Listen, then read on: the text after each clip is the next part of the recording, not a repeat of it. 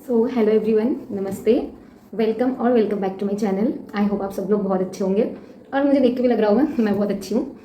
So friends, आज मैं कुछ रिव्यू या कुछ अलग तरीके की वीडियो नहीं बनाने वाली हूँ, जैसे कि डेली व्लॉग हो गया, कुछ भी हो गया, मैं ऐसी वीडियो नहीं बनाने वाली हूँ।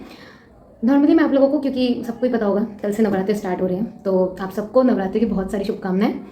सो आप सबको पता होगा नवरात्रि में कोलकाता में दुर्गा पूजा मनाई जाती है। ऑल ओवर वेस्ट बंगाल में सब लोग दुर्गा पूजा मनाते हैं। तो दुर्गा पूजा का जो प्रथमा होता है, जो पहला दिन होता है, वो कल से स्टार्ट हो रहा है। तो प्रथमा से पहले पूरे वेस्ट बंगाल में महालया मनाया जाता है। अब आप लोगों को लग रहा होगा कि महालया क्या होता है, तो मैं आप लोगों को वही बताऊंगी आज। आप लोग अगर इंटरेस्टेड होंगे तो ज़रूर, मेरी रिक्वेस्ट है आप लोग पूरी वीडियो ज़रूर देखिएगा, क्योंकि आप लोगों को पता होगा कि जो माँ दुर्गा हैं उन्होंने असुर को वध किया था, जिस वजह से उनको नारी शक्ति के रूप में पूजा किया जाता है। सो मैंने कुछ कुछ चीज़ें अपने फ़ोन में लिख के रखा है, ताकि मैं थोड़ा सा अगर भूल भी जाऊँ तो मुझे याद आ जाए।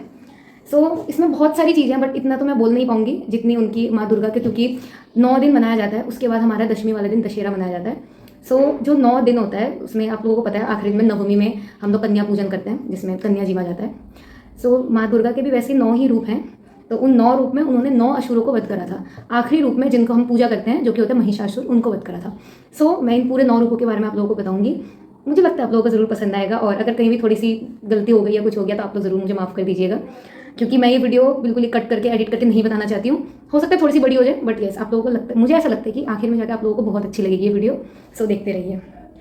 जो हमारा सबसे पहला जो कि होता है माता पार्वती, उनके एक पुत्र होते हैं जिनका नाम होता है गणेश। तो हम सबको ये लगता है कि गणेश का जन्म कैसे हुआ था। माता पार्वती एक दिन अपने ध्यान में मग्न थी, कुछ कर रही थी वो। तो उन्होंने अपने ध्यान में रहते ही एक मूर्ति का मतलब अवयव बनाया, एक मूर्ति बना रही थी वो। तो उन्होंने जब देखा तो उन्हें वो मूर्ति बहुत प्यारी लगी। जब वो बन गया तो उन्हें बहुत सुंदर लगा वो। तो उन्होंने बोला कि मैं इसमें प्राण प्रतिष्ठा करूंगी। तो उन्होंने उसमें प्राण प्रतिष्ठा करा। उसके बाद गणेश जी आए, तो गणेश जी ने उनको माता बुलाया। तो वो कहते हैं कि मैं आपकी क्या सेवा कर सकता हूँ। तो तब माता पार्वती कहती है कि आज से तुम मेरे द्वार रक्षक हो, मतलब तुम मेरे द्वार की रक्षा करोगे, मैं अंदर रहूंगी और तुम उसकी रक्षा करोगे। तो ऐसे एक दिन माता पार्वती अपना स्नान करने जा रखी होती है, और गणेश जी अपने काम अनुसार द्वार में खड़े होते हैं। तो उस टाइम शिव जी आते हैं घर पार्वती जी से मिलने, अपने ध्यान से वापस आते हैं वो घर। आके वो बोलते हैं कि मुझे अंदर जाना है। तो तब गणेश जी बोलते हैं कि नहीं, मैं आपको अंदर जाने की अनुमति नहीं दे सकता, क्योंकि माता पार्वती ने मुझे यहाँ पे रहने की इजाज़त दी है, ताकि मैं किसी को भी अंदर जाने की अनुमति ना दूँ। तो जैसे कि आप लोगों को पता है कि शिव जी बहुत ज़्यादा गुस्से वाले भगवान हैं। तो उन्हें बहुत ज़्यादा गुस्सा आ गया, और उन्होंने क्या करा, अपने त्रिशूल से गणेश जी का मुंड की छेदन कर दी। फिर उसके बाद माता पार्वती बाहर आती हैं। आने के बाद वो महादेव जी से कहती है, आपने ये क्या करा, ये मेरे मानस पुत्र है। तो तब शिव जी को तब बुरा लगता है, पर तब क्या कर सकते हैं, तब ऑलरेडी वो चीज़ हो चुकी थी। तो उसके बाद ब्रह्मा जी आते हैं। ब्रह्मा जी अपने साथ एक हस्ती का मस्तिष्क लाते हैं, जो कि होता है हस्ती मस्तक कहते हैं जिसे, जो कि होता है हाथी का सर। तो वो कहते हैं कि इसको आप लोग गणेश जी के सर पे रखिए, उनको अपना प्राण वापस मिल जाएगा। ऐसे करके गणेश जी का जो हम देखते हैं कि उनके हस्ती मस्तक होती है, जो वो ऐसे आती है। ये हो गई गणेश जी की कहानी। अब मैं आपको बताऊंगी, जो गणेश जी फिर अपनी माता से कहते हैं कि माता आप मुझे अपने 9 रूपों की कहानी बताइए। तो तब माता उन्हें धीरे धीरे एक एक रूप बताती है। तो जो सबसे पहला रूप होता है माता का, वो होता है ब्रह्मा। इसलिए किया जाता है क्योंकि 2 असुर, जिनका नाम होता है शुंभा और निशुंभा, ये 2 होते हैं, 2 भाई होते हैं, जो कि स्वर्ग लोक में आक्रमण करते हैं। तो तब सारे देवता बहुत ज़्यादा विचलित हो जाते हैं। वो तब माता पार्वती के पास जाते हैं, जाके कहते हैं कि हमें इन सब चीज़ों से बचाइए आप। तो तब माता पार्वती सृष्टि करती है अपनी ब्रह्मणी रूप। अब ब्रह्मणी रूप में जो माता पार्वती होती है, वो उन 2 असुरों के सामने जाती है। जाने के बाद वो कहती है कि आप लोग मुझसे युद्ध करें, जो भी युद्ध में जीतेगा मैं उससे विवाह करूंगी। तो उसके बाद वो लोग, पहले जो असुर होते हैं वो खुद तो नहीं जाते, पहले वो लोग पहले अपने सेनापति को भेजते हैं, फिर अपने जितने भी लोग होते हैं वहाँ सेना में उनको भेजते हैं। तो उनको वध करने के लिए ब्रह्माणी माता सृष्टि करती है माता चामुंडा की। अब जो माता चामुंडा होती है, वो होती है नील वर्णा होती है, मतलब कृष्ण वर्णा, जो कृष्ण जी का जो कलर होता है उस कलर का उनका शरीर होता है। वो बहुत ज़्यादा गुस्सैली होती है। तो वो उनके साथ जो शुंभ निशुंभ के सेनापति होते हैं उनके साथ युद्ध करके वो जीत जाती है। उसके बाद जो ब्रह्माणी माता होती है वो जाती है शुंभ एवं निशुंभ के साथ युद्ध करने। तो अब जैसे कि हम सबको ही पता है, वो शुंभ एवं निशुंभ दोनों को ही वध करती हैं, एंड उसके बाद वो विजयी होती हैं। जो ब्रह्माणी माता होती है वो अष्टभुजा होती है। उनके 8 हाथ होते हैं, और उनके एक हाथ में कमल का फूल रहता है। और जो नवपत्रिका, अब मैं आपको एक चीज़ बताती हूँ, हमारे बंगाली में नवपत्रिका को पूजा करा जाता है दुर्गा पूजा के टाइम पे। जो नवपत्रिका होती है वो एक केले के पेड़ में 9 चीज़ों की अलग अलग पत्रिकाएं होती है। उसमें 9 चीज़ों में एक एक देवी की अवस्थान होती है। उस नवपत्रिका में, जो हमारे बंगाल में बोलते हैं मान कचू, उसमें जो होता है माँ चामुंडा अवस्थान करती है। ये हो गया माता की पहली रूप की कथा। अब है माता की दूसरी रूप, जो कि होती है बालिका रूपी। बालिका रूपी, उनका नाम होता है उमा। वो बहुत ही छोटी होती हैं, और वो शिव जी की बहुत बड़ी भक्त होती हैं। तो वो एक टाइम पे शिव जी का ऐसी ध्यान कर रही थी, तो उनकी माता आके उन्हें बोलती है कि पुत्री तुम इतनी कठोर तपस्या क्यों कर रही हो। तब वो कहती है कि मुझे शिव जी का आशीर्वाद चाहिए। तो उस टाइम पे जो देवों के राज होते हैं इंद्रदेव, वो अपने और कुछ देवों के साथ वहाँ पे आते हैं।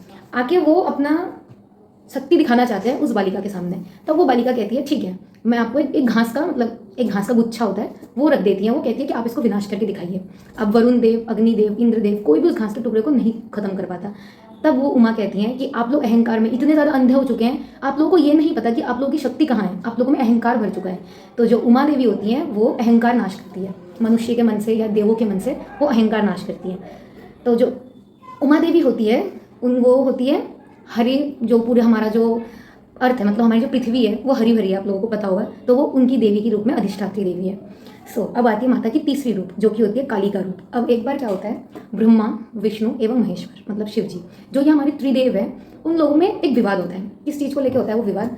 वो होता है कि इस जगत धाम को किसने सृष्टि करा, ये जो पूरा जगत है, पूरा ब्रह्मांड है, इसको किसने सृष्टि करा।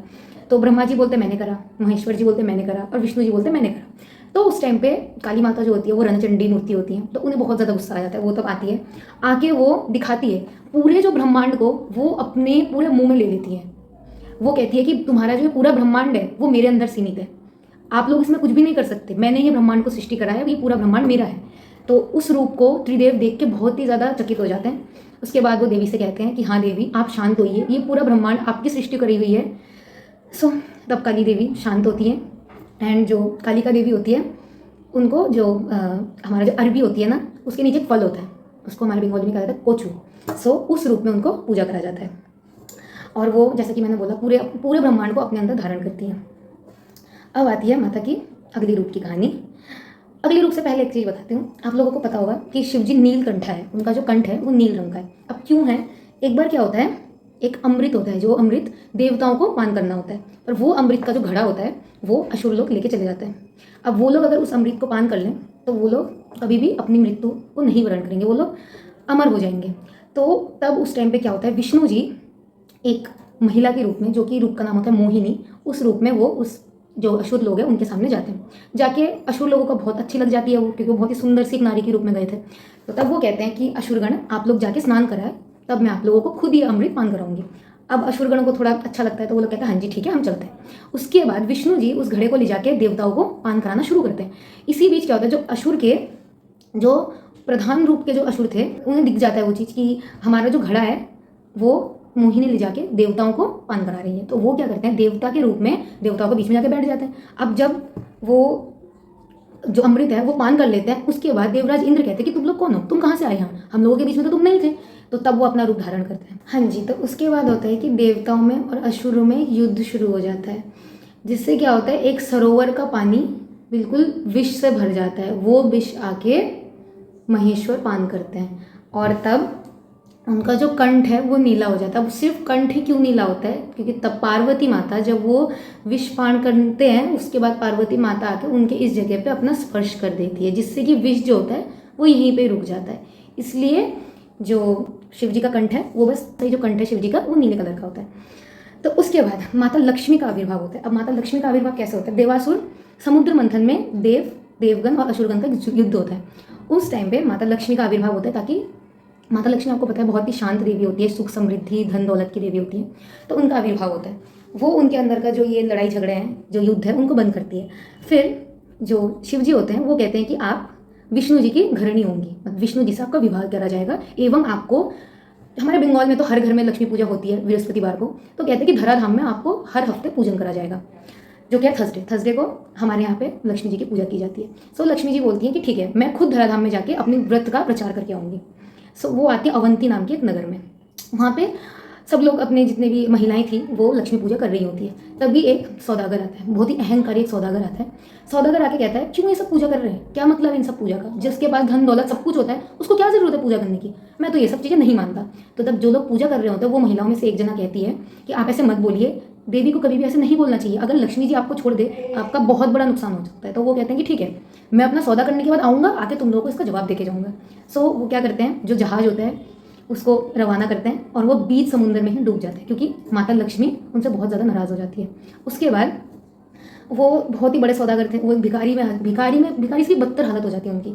सो उसके बाद वो दोबारा वहीं अवंती नगर में आते हैं। आने के बाद उन्हें वही चीज़ें ध्यान आती है, अपने पहले उन्होंने क्या क्या बोला, क्या क्या करा। वो फिर देवी के पास जाते हैं, जाके क्षमा मांगते हैं। तब देवी उनसे तुष्ट होकर उनको वर देती है और उनके सारे जितने भी जहाज डूब गए थे वो दोबारा आ जाते हैं, बाहर समुद्र से दोबारा बाहर आ जाते हैं। सो लक्ष्मी जो है वो देवी है, सुख समृद्धि की अधिष्ठात्री देवी है। और ये नवपत्रिका में जो धान होता है, धान की अधिष्ठात्री देवी के रूप में माना जाता है, क्योंकि आप लोगों ने देखा होगा लक्ष्मी देवी के एक हाथ में धान रहता है, तो इसलिए उन्हें नवपत्रिका में धान के अधिष्ठात्री देवी के रूप में ही पूजा जाता है। तो जो मैंने आपको बोला था कि नारायण, इससे पहले जो बोला था कि नारायण ने एक मोहिनी रूप धारण करा था, उससे उन्होंने एक असुर का वध करा था। तो उनके वध होने के बाद जो उनके और असुर थे वो लोग बहुत ज़्यादा गुस्सा हो जाते हैं और वो लोग स्वर्गलोक में आक्रमण करते हैं। तब देवी के एक और रूप का सृष्टि होता है जिनका नाम होता है रक्तदंडिका, जो कि रक्तपान करती हैं वो देवी। तो वो क्या करते हैं, जो असुरगण हैं उनको अपने पैरों तले रख के ही मार देती हैं, उनका वध कर देती है। और लास्ट के जो 2 असुर होते हैं उनको वो खा जाती है, क्योंकि वो रक्तदंडिका होती है, उनको तो खून पान करना होता है। तो रक्तदंडिका ऐसे करके जो असुर लोग अमृत लेके चले गए थे देवताओं का, उनका वध करती है। ये देवी रक्तदंडिका है। तो इनका जो नवपत्रिका में स्थान है वो होता है, आप लोग जानते हैं अनार जो कि लाल रंग का होता है, उसके रूप में इन देवी को पूजा जाता है। तो उसके बाद देवी के एक और रूप का आता है जो कि होते हैं देवी शोक रोहिता, जो कि अपने अंदर सारे शोक को आबद्ध कर लेती है। तो एक बार एक कन्या जिसका नाम होता है अशोका, वो देवी को बहुत ध्यान से उनका ध्यान कर रही थी, मतलब बहुत ही निष्ठा से उनका ध्यान कर रही थी। तो देवी उनके ध्यान से तुष्ट होकर उनके पास आती है। आने के बाद उनको अशोक फूल देती है और कहती है कि तुम्हारे पास कभी भी शोक आए, कुछ भी हो, तुम इस फूल को स्मरण करना, तुम्हारे सारे शोक चले जाएंगे। पर हाँ, तुम मुझे कभी भूलना मत, तुम मेरी पूजा हमेशा करना। तो तब अशोका कहती है कि जी माता ठीक है।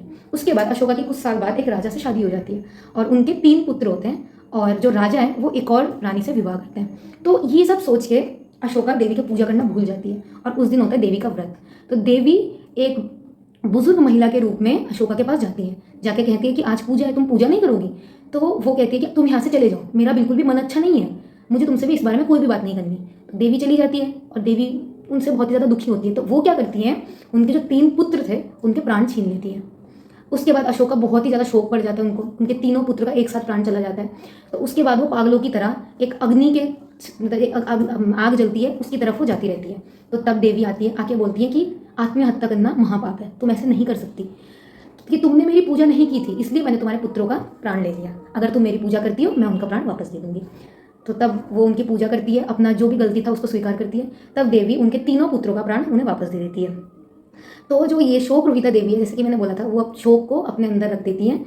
तो ये जो शोक रोहिता देवी है, इनका नवपत्रिका में जो अशोक का पेड़ होता है, जो अशोक का फूल होता है, उस पेड़ में इनका अवस्थान होता है। फिर आता है देवी के अगले रूप की कहानी। एक राजा होता है जिनका नाम होता है प्रजापति बक्ष। उनके 2 कन्या होते हैं, एक देवसेना एक दैत्यसेना। सो ये दोनों अपने बीच में ऐसे युद्ध कर रहे होते हैं। तो तब एक राक्षस आता है जिनका नाम होता है केशी। उसका जो बाल होता है, केश होता है, उसमें उसकी सारी शक्ति आबद्ध होती है। वो आके कहता है कि तुम दोनों में से मैं, मतलब तुम दोनों को देख के मैं बहुत ज़्यादा प्रसन्नित हूँ, तो तुम दोनों में से कौन मुझसे विवाह करना चाहेगा?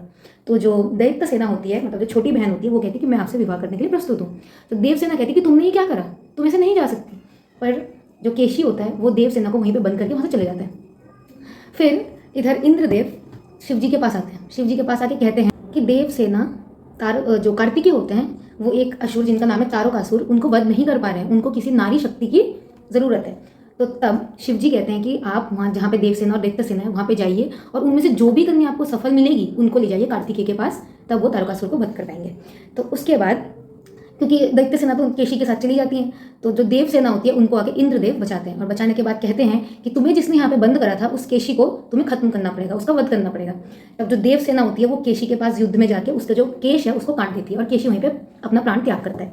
उसके बाद इंद्रदेव कहते हैं कि तुम आज से कार्तिक की घरणी कार्तिकेय नाम से पूजी जाओगी और तुम तारकासुर का कार्तिक के साथ जाके वध करोगी। तो जैसा कि इंद्रदेव ने बोलना, तो उसके बाद कार्तिक और जो देव सेना होते हैं वो मिलकर तारकासुर का वध करो। इस देवी रूप का नाम होता है कार्तिकेय। जैसा कि मैंने आपको बोला, ये चतुर्भुजा है और इनका जो वाहन है वो है मोर, और नवपत्रिका में ये जयंती पेड़ में वसवास करती है। आते हैं देवी के अगले रूप में। तो एक दिन जो शिवजी भगवान जी होते हैं वो अपने ध्यान में बहुत ही ज़्यादा मग्न होते हैं। तो उस टाइम पे माता पार्वती आती है और वो ऐसी खेलने के छल से जो शिवजी का त्रिनयन है, जो कि यहाँ पे उनका एक और नयन है, उनको ऐसे बंद कर देती है। तब क्या होता है, अगर शिवजी का ये वाला नयन बंद हो जाता है तो पूरा विश्व ब्रह्मांड अंधकार हो जाता है। उस अंधकार से जन्म होता है एक बहुत ही भयंकर रूपी एक असुर का। जो अंधकासुर होता है उसकी आंखों में दृष्टि नहीं होती है, वो कुछ देख नहीं पाता, पर वो बहुत ज़्यादा शक्तिशाली होता है। तो तब महेश्वर बाद में जब अपने ध्यान से उठते हैं तो वो पार्वती जी से ये बात कहते हैं कि तुमने ये जो खेलने के उससे ये जो मेरी नेत्र को बंद करा था, उससे एक असुर का जन्म हुआ जिसका नाम है अंधकासुर। तो तब क्योंकि जो अंधकासुर होता है वो शिव जी के वर से ही आविर्भाव होता है उसका, तो तब पार्वती जी को शिव जी कहते हैं कि तुम किसी तरह इसका वध करो, नहीं तो मेरे चरणों में लेके आओ। तो एक दिन क्या होता है, जो अंधकासुर होता है वो पार्वती जी को लेने आता है कि मैं तुम्हें बहुत पसंद करता हूँ, तुम मेरे साथ चलो। तो तब पार्वती जी उससे बहुत ज़्यादा क्रोधित हो जाती है। तो तब वो कहती हैं कि ठीक है, तुम अगर मेरे से युद्ध करके जीतोगे तो मैं तुम्हारे साथ चलूँगी। तो तब पार्वती जी सृष्टि करती है अपनी एक और रूप महेश्वरी को, जो कि महेश्वर जी यानी कि शिव जी का अंश होती है। तो तब महेश्वरी जी उनके साथ युद्ध करके, जो अंधकासुर होते हैं उनके साथ युद्ध करके उनका वध करती है। पूरा वध नहीं करती उन्हें, जो एक अस्त्र से वो वध करती है उन्हें, उसमें बेलपत्री थी, जिस बेलपत्री के स्पर्श से अंधकासुर की दृष्टि उन्हें वापस मिलती है। तो तब जो महेश्वरी देवी हैं वो कहती है कि आप अब से शिव जी के गणाधिपति के रूप में रहेंगे शिव जी के साथ। और जैसे कि आप लोगों को पता होगा कि शिव जी के साथ एक नंदी और एक भृंगी जी होते हैं, तो तुम्हें भृंगी के नाम से पूरी दुनिया पहचानेगी। तो ये जो देवी महेश्वरी होती है, क्योंकि ये शिव जी की अंश है, तो ये भी त्रिनयनी होती है। और इनका जो नवपत्रिका में स्थान होता है वो होता है बेलपत्री का जो पेड़ होता है, उसमें ये अधिष्ठात्री देवी होती है। अब आते हैं देवी की आखिरी रूप में, जो कि होती है देवी दशभुजा। तो अब सबसे बड़ी, जो अभी तक जो भी असुर थे वो इतने शक्तिशाली नहीं थे जितना कि ये असुर है जिनका नाम है महिषासुर, क्योंकि ये ब्रह्मा जी के वर प्राप्त हैं जिनको कोई भी मान नहीं सकता। पर उन्होंने एक काम करा था, उन्होंने एक चोरी करी थी। तो तब ब्रह्मा जी ने उन्हें बोला था कि तुम्हारी मृत्यु होगी, पर एक नारी के हस्त से, एक नारी तुम्हारा वध करेगी। तो तब सृष्टि होती है, पूरे देव सब लोग प्रार्थना करके देवी दशभुजा की सृष्टि करते हैं। तो देवी दशभुजा, जिनके 10 हाथ होते हैं, वो महिषासुर को वध करने के लिए जाती है। तब उनको जो उनके अस्त्र होते हैं, वो जितने भी अस्त्र है वो एक एक अस्त्र उन्हें एक एक देवता प्रदान करते हैं। तो उसके बारे में मैं आपको बताती हूँ। शिव जी क्योंकि बहुत ही ज़्यादा तेजशाली हैं, बहुत ही ज़्यादा गुस्सैल हैं, तो उनके उस तेज से देवी का जो बदन होता है वो गढ़ता है, उसकी गठन होती है। और कुबेर जी जो होते हैं उनके तेज से देवी की जो नाक होती है, नासिका, उसकी गठन होती है। उसके बाद जो चंद्र जी हैं उनके तेज से देवी की नीच भाग, जो शरीर का नीच भाग है, उसका गठन होता है। फिर जो देवी के बाल होते हैं, केश होते हैं, वो देते हैं यमराज। विष्णु देते हैं जो उनके 10 हाथ होते हैं, हस्त या बाहु बोल सकते हैं, वो देते हैं। इंद्र देते हैं शरीर का मध्य भाग, मतलब जो ये वाला भाग होता है वो देते हैं। और जो वरुण देव देते हैं वो देते हैं उदय, जो उनका ये वाला स्थान होता है, ये जख्य उदय देते हैं। ब्रह्मा देते हैं पैर, और सूर्य देते हैं पैरों की जो उंगलियां होती है वो। अब आते हैं अस्त्रों के बारे में। तो अस्त्र में जो शंकर जी होते हैं वो देते हैं त्रिशूल, विष्णु जी देते हैं चक्र, वरुण जी देते हैं शंख, और शक्ति देव देते हैं शक्ति रूप में गदा, जो कि होता है गदा, ऐसा बड़ा सा एक होता है, आप लोगों ने देखा होगा। और वामन देव देते हैं धनुर्वान, इंद्र देते हैं वज्र, और ब्रह्मा जी देते हैं कमंडलू और रुद्राक्ष की माला। तो यमराज देते हैं सुनेत्र खड्ग, और जो विश्वकर्मा होते हैं वो देते हैं सदा वज्र। जो नारधारी होते हैं वो देवी का जितना भी साज सज्जा होती है वो देते हैं। और जो हिमालय होते हैं, जो पार्वती जी के पिता होते हैं, वो देते हैं उनका जो शेर होता है, जो कि उनका वाहन होता है, उनको देते हैं। जो देवी का मुक्त हार, जितने भी गहने होते हैं वो देते हैं विश्व मुद्रा। देवी कात्यायनी, जो कि दशभुजा देवी हैं, वो जाती है महिषासुर के साथ युद्ध लड़ने। तो बहुत देर तक उनका युद्ध होता है, बहुत दिनों तक उनका युद्ध होता है। युद्ध होने के बाद आखिर में देवी क्या करती है, जो शंकर जी की देवी त्रिशूल है, उससे महिषासुर का वध करती है, और जो नारी शक्ति है उसका आविर्भाव होता है। क्योंकि आप लोगों को पता होगा नारी को पूजा किया जाता है, तो अब आप लोगों को पता चल चुका होगा कि क्यों दुर्गा पूजा करी जाती है, और दुर्गा माता ने कैसे असुर को वध करा था, और क्यों नारी शक्ति का और कैसे आविर्भाव हुआ। तो आप लोग ज़रूर बताइएगा। आप लोगों को ये, मुझे लगता है थोड़ी सी नई चीज़ आप लोगों को जानने को मिली होगी, क्योंकि बंगाली कल्चर में अगर हम लोगों ने यही चीज़ आपसे शेयर नहीं करी तो फिर और क्या ही करा। तो फ्रेंड्स, आप लोगों को जैसा भी लगा आप लोग ज़रूर मुझे कमेंट्स में बताइएगा। और हाँ, एक और बार सबको हैप्पी नवरात्रि। बहुत अच्छे से नवरात्रि मनाइए। हम भी यहाँ पे दुर्गा पूजा मनाएंगे। दुर्गा पूजा ऑलरेडी कल से स्टार्ट हो रही है, क्योंकि आज महालया है, इसलिए मैंने आज ये वीडियो बनाई है। और जो महालया के दिन सुबह सुबह जो महालया का पूर्ण लग्न होता है, उसमें क्या होता है कि कोलकाता के हर एक घर में जो महालया का ये जितनी भी कहानियाँ हैं उसको टीवी में दिखाया जाता है। और हमारे यहाँ पे एक साधु बाबा थे, साधु बाबा भी नहीं बोल सकते, चंडी पाठ करने वाले एक मुनि थे जिनका नाम था वीरेंद्र कृष्ण भद्र। तो उन्होंने इतना बढ़िया चंडी पाठ कराया महालया में, जो किसी ने भी आज तक नहीं करा, वो उनका ही रिकॉर्ड है। ये 2 चीज़ें महालया के दिन सुनी जाती है और देखी जाती है। तो कल से तो फिर दुर्गा पूजा स्टार्ट है। आप लोग एंजॉय कीजिए, बहुत अच्छे से रहिए। और अगर मेरे से थोड़ी बहुत कहीं गलती हो गई हो तो ज़रूर मुझे थोड़ा माफ़ कर दीजिएगा। और मिलते हैं नेक्स्ट वीडियो में। मैं बहुत जल्दी और भी वीडियोज़ लाऊंगी, तब तक के लिए आप लोग बने रहिए। नमस्ते, हैप्पी दुर्गा पूजा।